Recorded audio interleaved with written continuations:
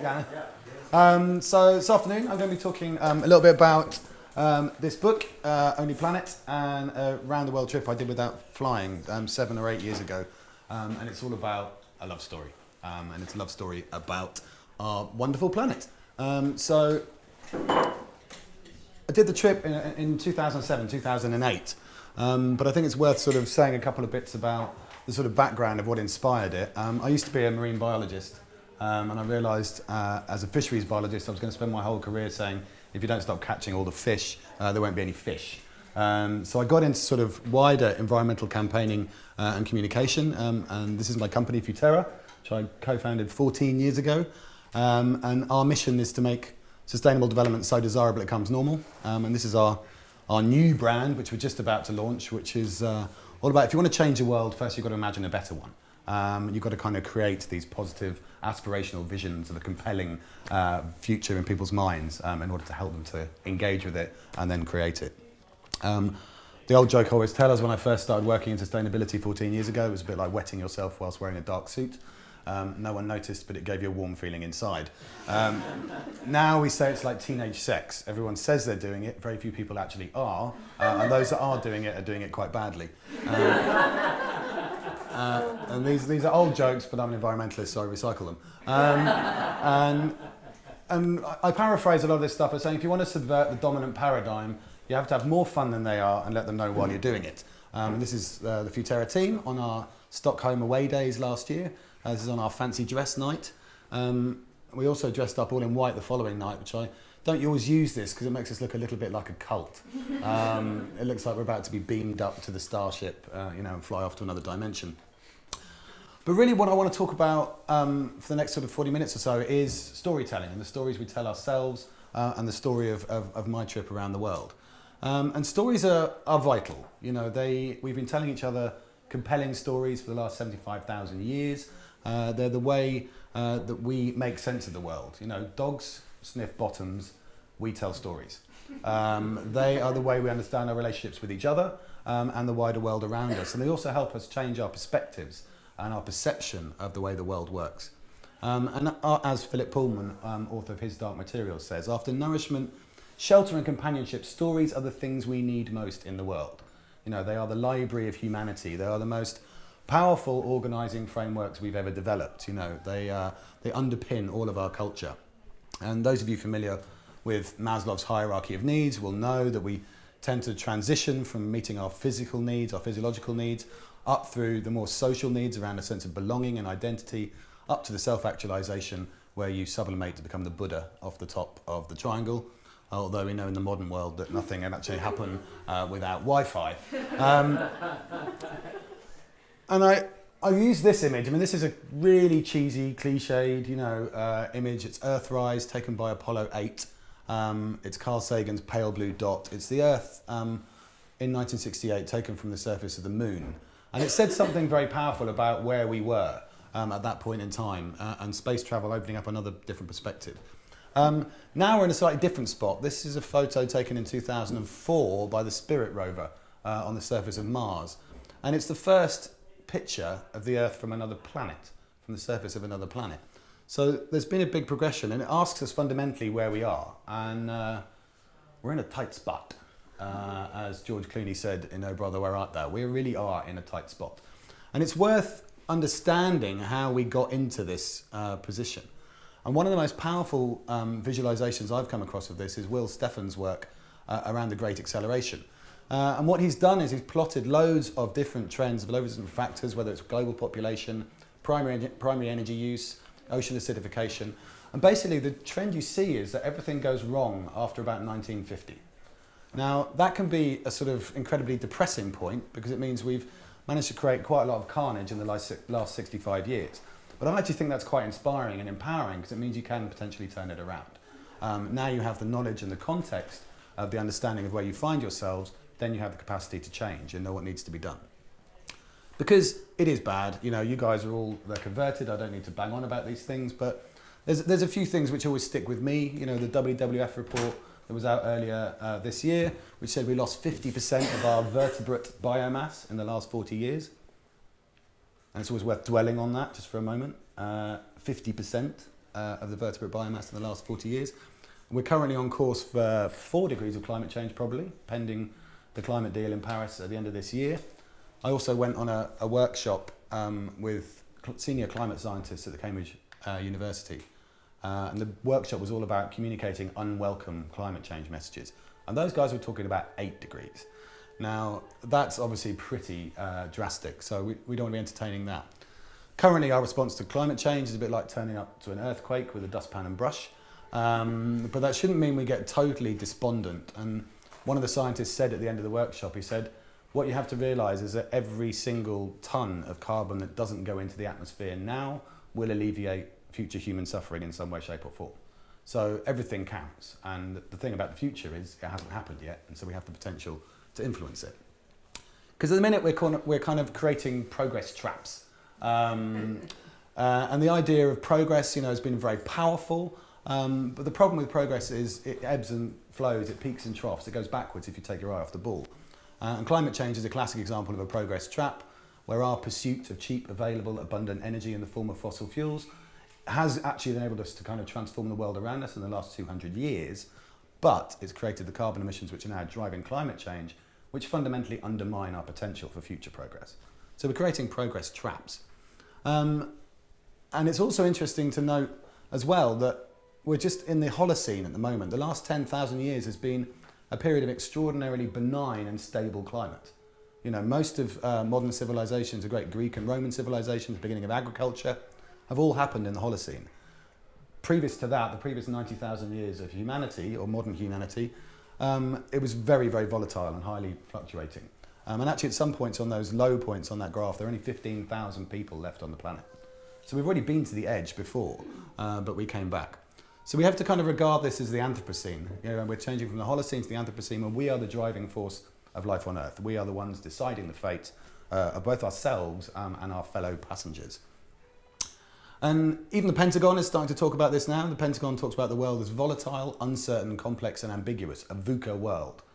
And when the Pentagon starts talking about this stuff that this shit just got real. So, we have to be taking this stuff seriously. And the atmosphere is an extraordinarily vulnerable thing. A lot of my motivation about doing a flight-free trip, and I gave up flying on holiday about 11 years ago, is the fact that, if you roll up the atmosphere and compare it to the size of the Earth, it's a ball only that big. It really is the very vulnerable skin on the proverbial onion. And it's not like we haven't got enough evidence now of global warming. The sort of trend in underwear from the Victorian knickerbocker to what my Scottish flatmate used to very quaintly call the eye patch. And even people like Bloomberg Businessweek, these sort of anarchic left-wing socialist publications are driving the message home.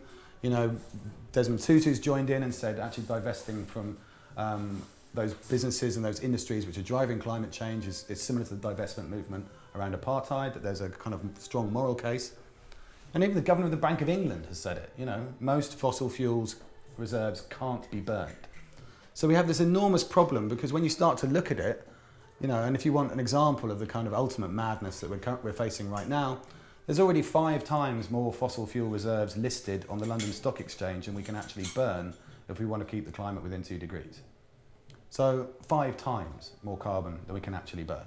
So who is in denial here? And unfortunately, it's a lot of our financial system at the moment. So climate change is often described as a wicked problem because it is unprecedented. We've never faced anything quite like this slow boiling demise which is currently rolling out. And it requires us to change our belief, but I would argue, and the main point I'm going to make this afternoon is it really requires us to change our perspective of who we are and how we fit into the world. And it's difficult because probably the most powerful thing we can do about climate change at the moment is to talk about it. Who's had a conversation about climate change in the last week? Hands up. Yeah, well, you're a good audience. I'm gobsmacked. No, you're not normal. We're not normal. I did a big corporate social responsibility conference the other week. 2 people put their hands up. I even did an energy managers conference. You think those people would be talking about it in some way, shape or form. And barely anyone was having the conversation. George Marshall of the Climate Outreach Information Network said, the most radical subversive act you can do is keep having the conversation, keep bringing it up, or finding ways of talking about it. Maya Hillman, one of the sort of famous climate campaigners, tells a great story about sitting down with a whole bunch of retired environmentalists who were all having dinner together. And they're all talking and sharing stories about all the wonderful holidays they were flying off on.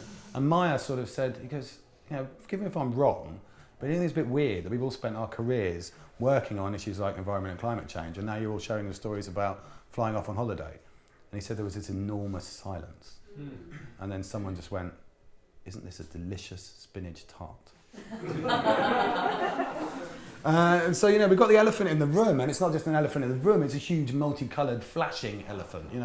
It's massively bright, it's hugely problematic, because we're already seeing that our strategy at the moment is like the nursery rhyme with the old lady who swallowed a fly. Swallowed a spider to catch the fly, the bird to catch the spider, the cat to catch the bird. You all know the story. And this is how it's manifesting in terms of tar sands and fracking and Arctic drilling. We're basically going at our challenge with the same tactics which created the problem in the first place. So I kind of agree with Naomi Klein that this changes everything. And so you have to start looking at root and branch, radical change. And that's where stuff starts to get exciting. As Mark Twain said, everyone talks about the weather, but nobody does anything about it. And as Brits, we definitely talk about the weather a lot. And nor is it about necessarily saving the planet. Planet's going to be fine. It's been here 4.5 billion years. It'll be here long after we've gone. George Carlin, the American comedian, says the planet will shake us off like a bad case of fleas. And the environmental architect Michael Paulin tells a nice joke about two planets walking along through space. And one starts itching and scratching and looking really uncomfortable.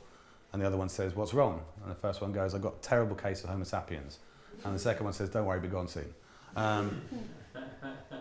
And so we're in a sort of fundamental state of denial, and denial is a very attractive place to be. I think we are very good at our own psychological self-defense. It's what makes us resilient, what makes us robust, but it can also be problematic when you ignore the fundamentals. And there are 3 phases of denial. There's disavowal, it's not my fault. It's projection, it's someone else's fault. It's India and China's fault. They're the ones generating all the carbon. Or is regression, someone else will fix it. And we do all these things very, very well, which sort of leaves us in this position of ignorance. Sometimes it's best just not to know. And this is an incest joke for those of you who know Star Wars. It's always good to have an incest joke in a presentation. They're actually brother and sister, if you don't know the story. And this is all compounded by the fact that, we all like to do our bit, but our willingness to act tends to be inversely proportional to the impact of the actions. So we'll all go dutifully to the supermarket and not take plastic bags, which doesn't really make a big difference in the whole scheme of things. But then we'll carry on flying, which is actually probably the single biggest impact behaviour we can do as an individual. More problematically as well, as psychologists call this single action bias, is that once you've done one thing, you're likely to do more. You feel like you've done your bit, you've traded off, and you've made your change. And the problem with climate change at this sort of context level is it suffers from the world's biggest bystander effect. Anyone know the bystander effect? Yeah, so well-documented psychological phenomenon. If you fall over and hurt yourself in the street, you better hope there's only one person there to help you. Because there's only one person there, they'll step in. If there's a whole crowd, everyone looks nervously at each other and goes, oh no, he's fallen over in the street, I really hope someone else goes and helps him. And so climate change is this huge thing. Everyone goes, it's big, urgent, scary problem. Someone must be doing something about it, right? Unfortunately, that's us, both individually and collectively. And as The Onion, the kind of satirical newspaper in the States, put it, how bad for the environment can throwing away one plastic bottle be? 30 million people wonder. And we also know that this is work from the UK Sustainable Development Commission before it got axed by the coalition government five or 6 years ago. And they showed that, whilst our consumer spending has gone up, our ability to buy stuff has gone up, GDP has gone up, we haven't actually got any happier since the early 70s. So if that's what's chewing through the planet at a rate of knots and it's not actually improving our well-being, then you have to sort of ask what the fundamental point of it is. And the cultural narrative tends to be shop, damn it, shop. Get out there and do your bit, participate in a little market-based capitalist economy, or you put it slightly more colloquially, buy more shit or we're all fucked. And it can feel like this is the sort of mantra of materialism. Charles Eisenstein, I know, who was speaking here the other day, talks about, the replacement of other needs that we have, deep needs for connection, deep needs for belonging, deep needs of self-esteem, which are replaced through stuff. And the advertising and marketing industries do a great job of that. They also do a terrible job. This is my favourite appalling advert of all time from Tesco, unsurprisingly. Buy a low energy light bulb, win air miles. Probably the best example of cognitive dissonance in a corporate advertising campaign you will ever see. So it's not surprising then that off the back of this, people are really confused. And we talk about this as the fog of concern or the finite pool of worry. There's only a limited capacity that people have in their minds for things to be concerned about. And, especially in the context of austerity, it tends to be about job security, family, keeping a roof over your head, all of those kind of things. And we are creatures of space and time, and what is close to us spatially and close to us temporally tends to take priority. So when we look at these slow burn, long-term challenges, it becomes very difficult to kind of engage folk. So that's the sort of background to why I ended up doing the trip in the first place.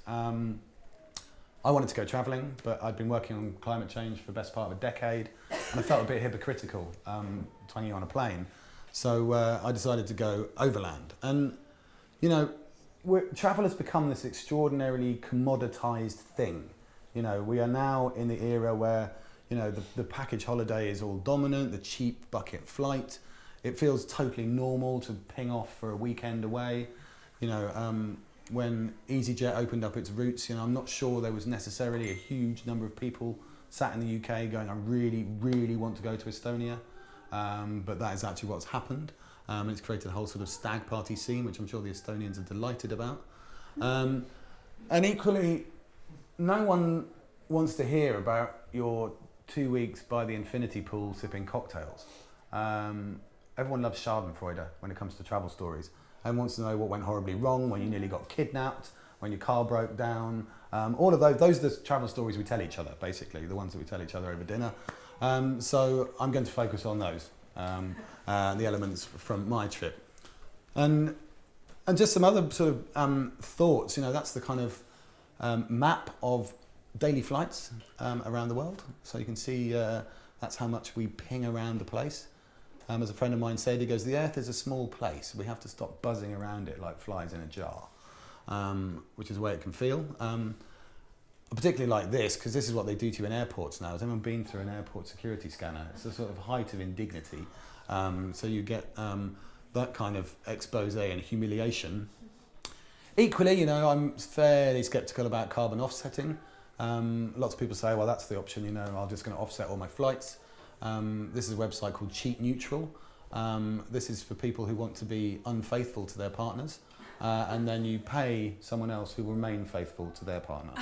So therefore, absolving yourself of the guilt of your infidelity in the same way that carbon offsetting is sort of like get out of climate change jail free.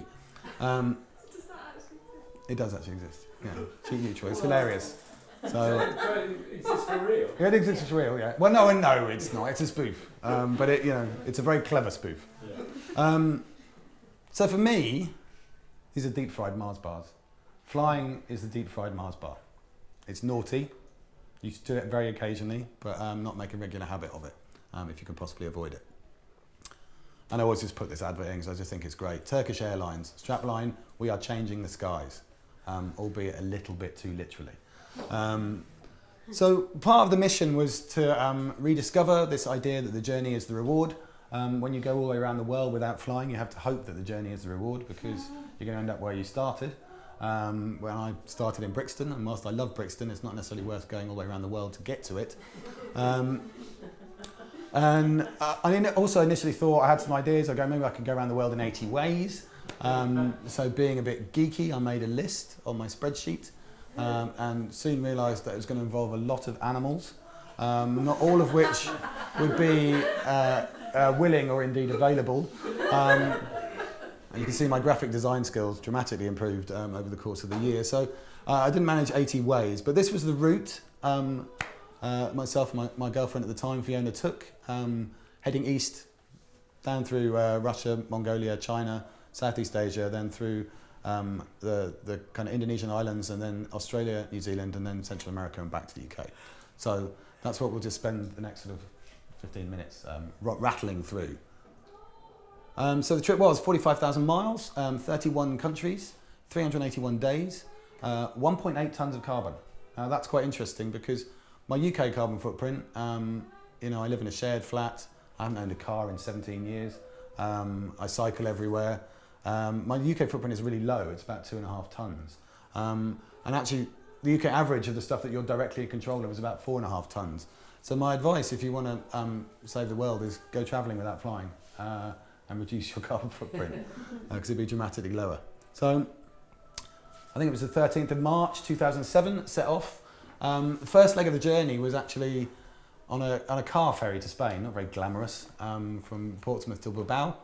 When we arrived on the ferry, the captain came on the tannoy and said, I'm really sorry, there's some extreme weather in the Bay of Biscay. This is going to be quite a rough crossing. So the sea went from looking like that to looking like that. 25-foot waves. They had to shut all the kind of restaurants. I mean, it was comedy, you know, there was stuff flying around on the boat everywhere, people being sick, people being thrown around. There was ships that had broken their moorings in Bilbao Harbour, so we had to basically sit in the Bay of Biscay for 24 hours just doing this. And the captain came on and he said, I'd just like to reassure everyone, it's a good ship, it's a strong ship. Sounding like he was trying to reassure himself. And when we got into Spain, sorry, I should turn that off. When we got into Spain, we were met by journalists coming off the ferry, and this journalist said to me, obviously thought I looked a bit Spanish, came up to be yabbering in Spanish, and the headline in the local newspaper the next day was, I thought my time had come. It was really sort of that dramatic. Is that still ringing? Sorry. So yeah, there was at the start of the trip, there's a boring bit which I won't talk about, which is interrailing across Europe. I'm sure we've all done it, so I tend to sort of focus on the bits that are a bit more unusual. This is on the Trans-Siberian Express, going across Russia. When you see sort of Siberia in the spring melt, it sort of looks like the apocalypse has already happened. And it kind of makes you wonder whether that's why the Soviet Union was so bullish during the Cold War, because it looks like Armageddon has already come in large swathes of Russia. And took the Trans-Siberian for 4 days, not the full 8 days of Vladivostok, but to Irkutsk, which is known as the Paris of Siberia, but there's not actually a lot of competition. And to Lake Baikal, which is the biggest single body of fresh water on the planet. Absolutely vast inland lake. It's like a sea. I acquired a dog, and this lake is 650 miles long. It's absolutely enormous, and it completely freezes, several feet thick of ice in winter, and people drive on it. They drive trucks on it, and then in the summer it completely melts. But the water is so crystal clear, probably people get vertigo when they swim because you can see so far down. It's really quite spooky. The more dangerous thing is actually the melt transition period is when people are still driving on the ice as it starts to break up, and they lose trucks through the ice, but they don't see a hole where the truck's gone through. The plates of ice just tend to tip, and the truck goes in, and then they just pop back. So you can't actually tell where people have gone in. Extraordinary place. We went ice fishing with this guy, Sergei. Anatoly, who's like the Tom Selleck of Siberia, sort of gold teeth and Magnum PI moustache. And once you caught your first fish, he called himself the fishing priest, and he baptised you by whacking you around the face with it. I was actually paying him for this privilege as well. And then obviously when in Rome, you have to do like the Romans. We're having lunch one day in a restaurant in Ulan-Ude, and there were some very spirited Russian ladies who'd been having what can only be described as a long lunch. And then they got up and started dancing, and then Ra Ra Rasputin came on by Boney M. So I thought that was appropriate, so I got up and had a boogie as well. And then so transitioning from Siberia into Mongolia, quite a big change actually. You're going from the sort of Soviet Siberian Russia into what is quite a sort of Buddhist and shamanic type of territory. These are all the icons and the offerings that they tie to the trees. The trees have a big spiritual role in Tengerism, which is a kind of the Mongolian form of shamanism. And they obviously believe the world is alive, and it's all about the balance and harmony between these different forces. Was that the Silk Road that you're taking now? No, this is actually coming from Siberia into Mongolia, so heading south. Extraordinary thing about Mongolia, it's about the size of Western Europe, population of just under 3 million, over 1 million of which live in Ulaanbaatar. So the country is empty. There's no roads really to speak of. There's a couple of roads, but most of it is just wide, open, wild landscape. Absolutely extraordinary. You get the kind of real notion of what big skies mean. This is on the Gobi Plateau, on the edge of the Gobi Desert. Obviously, when you see people break down, you tend to try and help them. We came across a broken down truck. So all the Mongolians there, you can see, are all sort of tending to the engine. And then there's us 4 Westerners on the right. There's Ralph, who is a town planner from Switzerland. Not a lot of use in Mongolia. For nomadic people don't tend to have much of a need for town planning. There's a guy who's a canopy engineer, there's myself, and then there's Tim, who's a nuclear fusion physicist.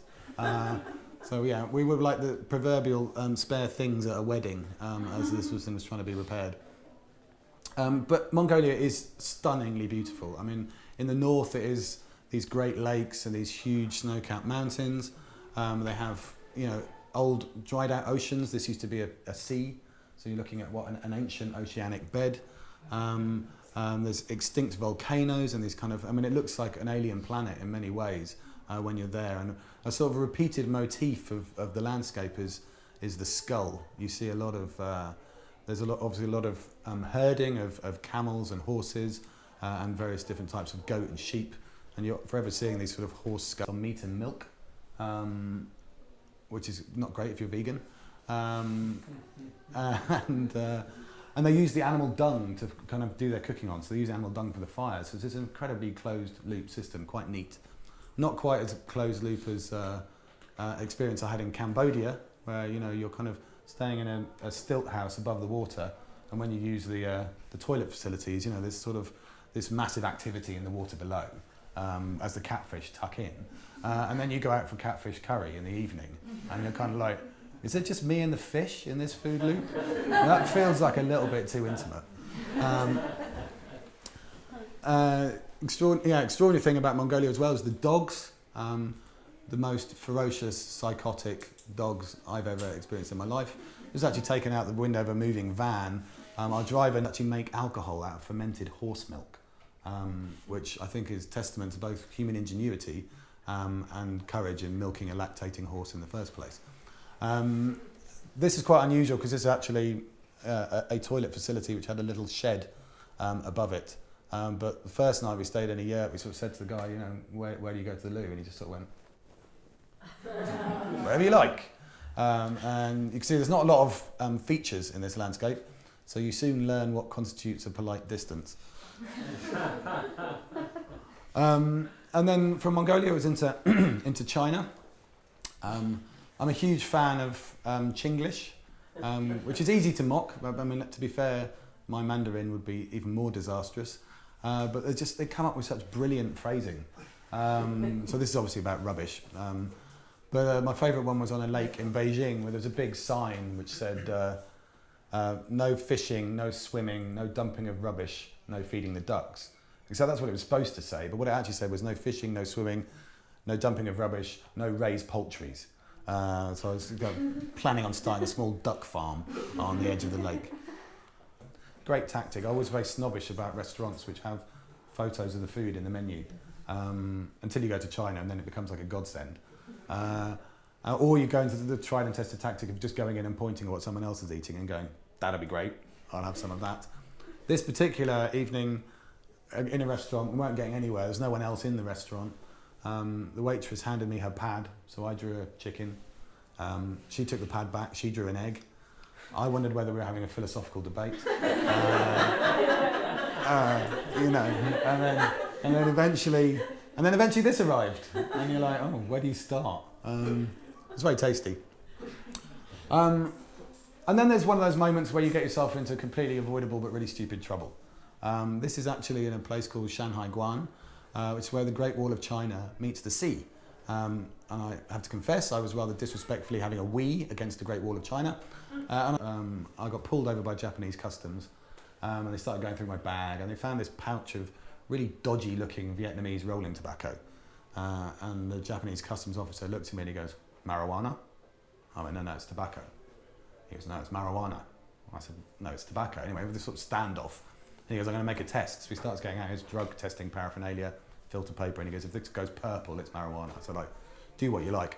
Meanwhile, his colleague is carrying on going through my bag and has pulled out my digital camera and is flicking through the photos, and this photo comes up, and he goes, taps me on the shoulder, he's like, marijuana? I said, well, yeah, that is marijuana. He goes, where is this? I said, it's in China. He said, when was this? I said, it was about 2 weeks ago. And he goes, you smoke marijuana? By this point, I was starting to get a bit arsey, a bit rash. I said, yeah, I've smoked marijuana. He goes, when you smoke marijuana? I said, about 3 months ago. He said, where you smoke marijuana? I said, Amsterdam. And both he and his colleague just went, oh, Amsterdam. As if to say, if we were in Amsterdam, we'd be smoking marijuana. Travelling in Japan, not exactly slow travel. Took a Shinkansen. Hired a camper van to drive down the east coast of Australia. As a conservationist, it's not good to be instructed to run down the wildlife. But yeah, this is what you have to do. They must bury me with 2 packets of Marlboro and 2 lighters, so wherever I am, I can smoke. And his colleague Mara on the left goes, that's right, you won't need a lighter where you're going.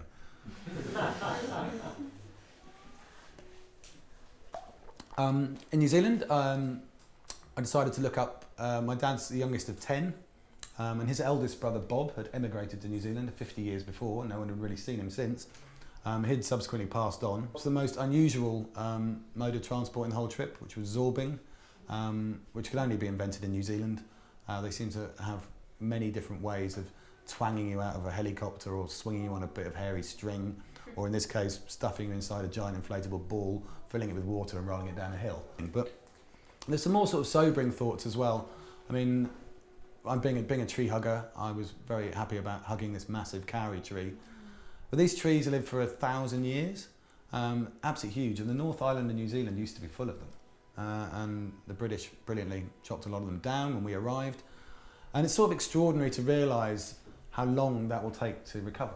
You know, they're now starting to preserve kauri forests and replant them. But you know, these trees take 1,000 years, you know, umpteen generations to actually get back to this full maturity. And from New Zealand, I took a rather rusty cargo ship, the Hansa Rendsburg. It was a Chinese-built ship, a remnant of the newspaper to practice my Spanish, and I was flicking through and then realised that we were in the newspaper. There was a photo of us. I turned around to Via, I said, we're in the paper. She goes, what earth are you talking about? I was like, no, we are. There's an article about tourism in Durango, and obviously the editor had sent the photographer out, so go and photograph some tourists, and we were the only 2 people in town. But really, one of the most profound moments on the whole trip was in a little place called Angangueo, in the Mushawaka Mountains in northern Mexico, which you're probably familiar with from wildlife documentaries and films, but it's the overwintering grounds of the monarch butterfly. So the big thing about, and the big conclusion that I come to from the journey was this overview effect. You know, the overview effect is well documented from astronauts going up into space. When they see, you know, the vulnerability and the interconnectedness and the fragility of the planet from that perspective, you know, and bearing in mind they tend to be hard-bitten former military test pilots, they tend to have these epiphanies of realising that we are all one. And I think I had a very similar experience by travelling through the world rather than over it, experiencing the landscape, the transition of culture, language, people and cuisine. And you realise that what we share is far, far more powerful than the relatively petty things that divide us. And I think a lot of people are talking about this now, but the greatest illusion we have is the illusion of separation. You know, that we are somehow distinct and separate from each other, that we are defining ourselves as different from each other and separate from the wider world around us. And that's disastrous, and that's what allows us to treat other people and the rest of the kind of web of life as resources in instrumental and utilitarian ways. We need to overcome this cognitive and optical delusion of separation. And we need to be reminded of this. And it's hard, because it should be so obvious. David Foster Wallace, the American writer, tells a lovely story about 2 goldfish swimming along. And they bump into an old goldfish, and the old goldfish says, all right, boys, how's the water? And 2 young goldfish look a bit confused and carry on swimming. And then one turns to the other and says, what the hell is water? And what Foster Wallace is saying is like that we must remember the water. We must remember that the most fundamental thing is our interdependence and in our interconnectedness. And we need to be constantly reminded of that on a daily basis, because it is so important. Talk about flying now as resizing the world. You know, everyone goes, it's a small world. It's like, but not when you bounce across every dusty inch and briny wave. Let me tell you, it feels massive. It's much, much bigger than you think. And we've had a couple of jolts to our kind of consciousness around flying as well. And then we had this little baby go up in Iceland, you may recall, Aya Kjaya Fjörkal. I have been practicing that. Easier. And you can also buy all your UK train tickets, but you can do point-to-point booking. We're the only company who can book you Birmingham to Barcelona in one transaction, for example. At the economy, it's people flying to second homes, people flying to tax havens, and people flying on holiday. So don't be fooled by the economic arguments around a third runway at Heathrow or Gatwick. The real solution is to have it as a commoditised consumption product, but actually to bring back the experiential marvel. This is a guy called Xavier de Maistre, who wrote a book called A Voyage Around My Room. He basically wrote a book about travelling around his bedroom and turning it into an adventure. And when I get philosophical, I get into the sort of Schopenhauer mindset. You know, the task is not so much to see what no one yet has seen. The world is largely explored, but to think what nobody yet has thought about that which everybody sees. You know, finding the wonder in the day-to-day, in the immediate, in the familiar, and that can be just as important a travel experience and journey. Is confronted by Morpheus with the two pills and says, you know, do you want to take the blue pill and continue to live in the blissful ignorance of illusion, or do you want to take the red pill and embrace the painful truth of a new reality, which actually involves enormous opportunity and excitement? I talk about this as an extraordinary emergency, calling for an extraordinary emergence, because one thing going around the world without flying taught me is that we have been planetary physically for 40,000 years after we came out of Africa and colonised nearly every continent on the planet, but we haven't yet become planetary in our psychology and our philosophy. And that is the big challenge that I think should be exciting us all, to live together on our one and only planet.